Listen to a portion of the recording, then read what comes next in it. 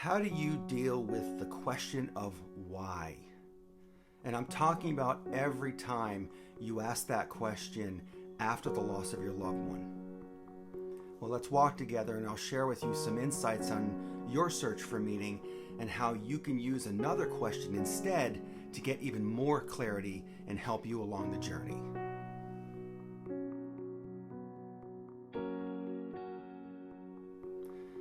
Hi friend, welcome back to Grief Questions Answered. I'm Eric, and it's my goal with these videos to share everything I've learned about how to survive, find support in the loneliness of grief, and how to intentionally get back up and live beyond the loss of your loved one.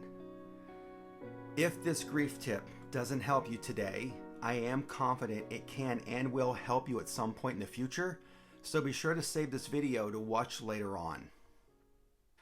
Today's question comes from Kelly, who asks, why did they have to die? And I really want to thank Kelly for asking this question because this is probably one of the most asked questions we all ask after the loss of our loved one. And I think it boils down to one thing. We simply want to know why it had to be them.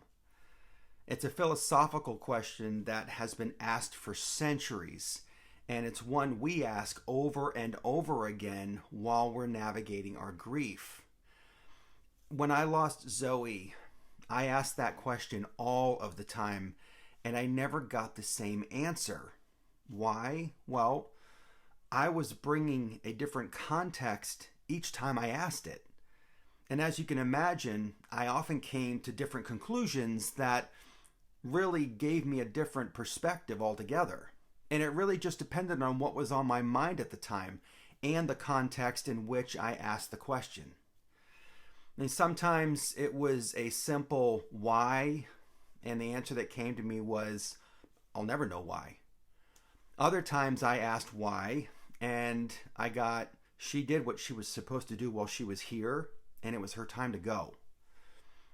Another time even, I asked why Zoe had to die, and what I discovered was that this didn't happen to me. It actually happened for me to go out and help other people with their grief and struggles, and so many more questions that I asked. And I don't believe that there is just one single reason why someone had to die. That's why we get different answers when we ask that. I believe we're simply trying to find the meaning in our loss, so we ask that question over and over again when we're grieving. But here's the thing. In our search to find that meaning, it actually can derail our healing because we just want to close that loop. But the problem is that we'll never really fully know why. And it's kind of like trying to put a puzzle together, but some of those pieces are missing.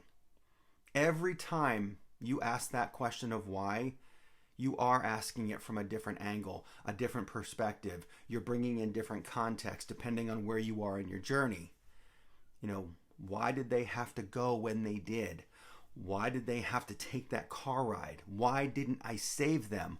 Why was it their time to go? Why didn't God or the universe tell me ahead of time?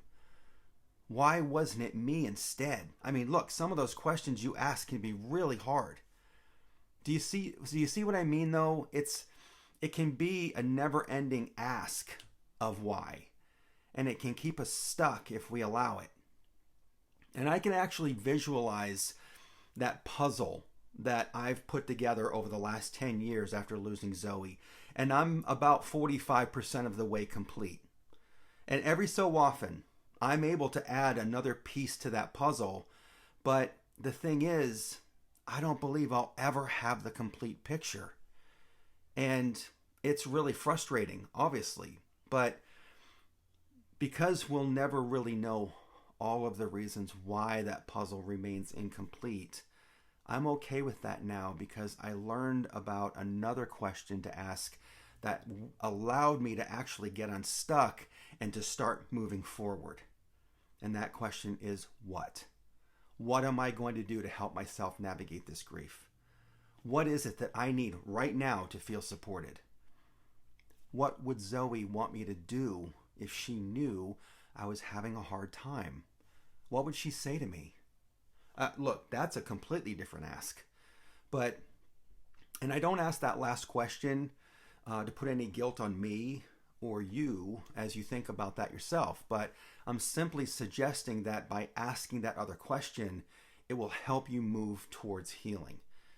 It promotes healing. And by the way, if you're going to ask why, then perhaps you ask the question in a different manner as well. For example, why am I here now? And if you need help answering that specific question, you and I need to talk. Kelly, navigating grief takes time, and part of that time is finding meaning and finding your way through that pile of questions that you're going to ask. We all ask questions. But asking only why completes only part of the puzzle. Asking what puts you on a completely different path towards healing, and you then become complete in a different way.